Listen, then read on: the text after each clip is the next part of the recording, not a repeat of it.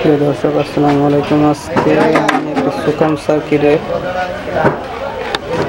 মসজিদগুলো আসলে পারে কেন জন্য যেটার মধ্যে কিন্তু 10টা মসজিদ ছিল দুই সাইডে।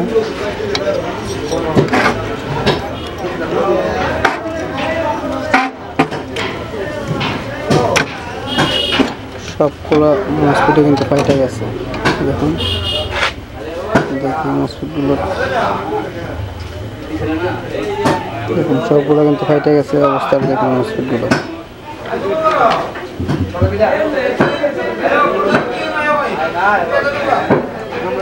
অনেকে বলে যে মসজিদ আসলে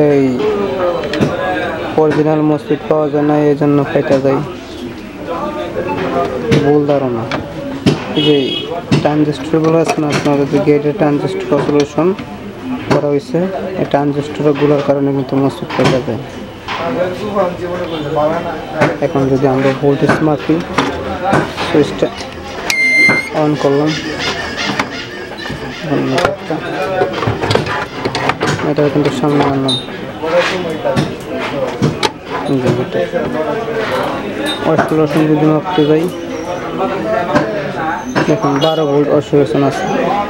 কারণ কি, এই যে গেটের ট্রানজিস্টরগুলো দিয়ে আপনার গেট করা হয়েছে, এই ট্রানজিস্টরগুলো আসলে খারাপ হয়ে গেছে। ট্রানজিস্টরগুলো যদি একটু ভালো মতো ট্রানজিস্টর লাগানো যায়, তাহলে কিন্তু মসজিদ কাটে না। ওই সাইডে যদি মাপি,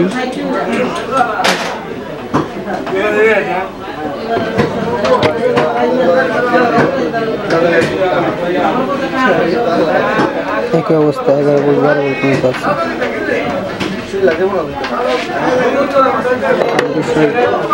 আমাদের যে টেকনিশিয়ান ভাইরা আছে, টেকনিশিয়ান ভাইরা কিন্তু মসজিদ ফাইটে গেলে মসজিদগুলো চেঞ্জ করে দেয়।